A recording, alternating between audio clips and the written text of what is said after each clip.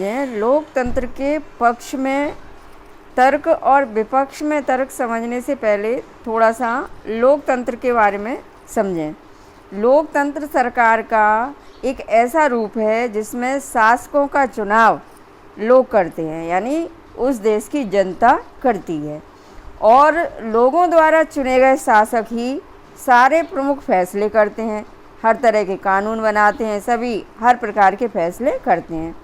चुनाव लोगों को निष्पक्ष अवसर और विकल्प उपलब्ध कराता है, यानी लोकतंत्र शासन व्यवस्था में चुनाव एक ऐसी व्यवस्था है जो पूरी जनता को निष्पक्ष अवसर देता है और विकल्प चुनने के भी अवसर देता है कि आपको किसको शासक के रूप में मतलब सत्ता सौंपनी है।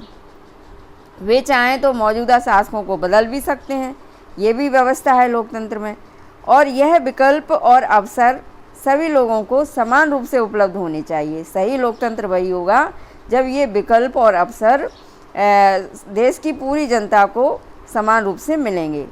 चुनाव से बनी सरकार संविधान द्वारा तय बुनियादी कानूनों और नागरिक अधिकारों के दायरे को मानते हुए काम करती है। ये लोकतंत्र शासन व्यवस्था में चूँकि संविधान बनाया जाता है, और संविधान का मतलब क्या है? कानूनों नियमों का संग्रह, और उन नियमों और कानूनों में रह कर के ही सरकार किसी की भी बने उसको अपने काम करने होते हैं और नागरिकों के अधिकारों का भी ध्यान रखना होता है। अब समझें, इतना समझने से आपको समझ में आया होगा कि लोकतंत्र के पक्ष में क्या क्या तर्क हो सकते हैं। तो देखिए, लोकतंत्र के पक्ष में तर्क। पहला तर्क है, लोकतंत्र शासन व्यवस्था में बहुदलीय चुनावी व्यवस्था होती है, यानी बहुत से दल होते हैं चुनाव लड़ने में, और शासक दल यानी सरकार की आलोचना करने के लिए विपक्ष भी होता है, और स्वतंत्र मीडिया होती है। ऐसी व्यवस्था में शासक दल मनमानी नहीं कर पाता। दूसरी, लोकतंत्र में यह जरूरी है कि शासन करने वाले आम लोगों की ज़रूरतों पर तत्काल ध्यान दें, यानी जो शासक वर्ग है, यानी ये जो शासन कर रहा है, वो आम जनता की ज़रूरतों पर ध्यान दे तुरंत, क्योंकि यह शासन का अधिक जवाबदेही वाला स्वरूप है। लोकतंत्र शासन, यदि शासक जो है ध्यान नहीं देगा जनता की ज़रूरतों पर, तो उसका उसे जवाब देना होगा। तीसरा, इस शासन व्यवस्था में अनेक लोगों की सोच और व्यापक चर्चा लगी होती है, क्योंकि जो चुनाव होता है उसमें सभी अपने अपने विचार रखते हैं सभी के सामने, और सोच समझ करके ही प्रत्याशियों का चुनाव करते हैं, और इसलिए गलतियों की गुंजाइश कम होती है, और इस प्रकार बेहतर निर्णय लेने की संभावना बढ़ जाती है। यानी योग्य व्यक्तियों का चुनाव होता है और वो बेहतर निर्णय कर पाने में सक्षम होते हैं। और अगला है, लोकतंत्र मतभेदों और टकरावों को संभालने का तरीका उपलब्ध कराता है। यानी जैसे एक जैसे विचार की तो जनता होती नहीं है, जनता में हर विचार के लोग होते हैं, लेकिन जब वो आपस में विचार विमर्श करते हैं तो उनके टकराव लड़ाई की स्थिति खत्म हो जाती है। अगला है, लोकतंत्र नागरिकों का सम्मान बढ़ाता है। इस तरह से क्योंकि शासक को चुनने का काम नागरिक कर रहे हैं, इसलिए ये व्यवस्था, लोकतंत्र व्यवस्था, नागरिकों का सम्मान बढ़ा रही है। अगला है, इस व्यवस्था में हमें अपनी गलती ठीक करने का अवसर भी मिलता है, यानी शासक वर्ग यदि कुछ गलती कर देता है तो उसे अवसर मिलता है कि वो अपनी गलती को सुधार सकता है।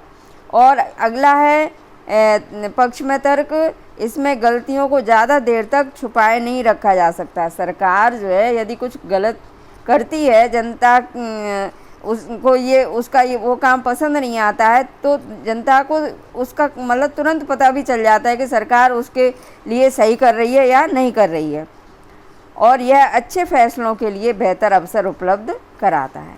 अब देखिए, लोकतंत्र के विपक्ष में तर्क।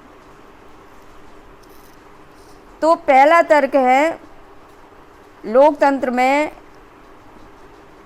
नेता बदलते रहते हैं, क्योंकि किसी एक की सरकार नहीं रहती। अभी किसी दल की सरकार है और जनता यदि दूसरे दल के नेताओं को चुन लेती है तो दूसरे दल की सरकार बन जाती है और ऐसी स्थिति में थोड़ी अस्थिरता जैसी स्थिति बन जाती है।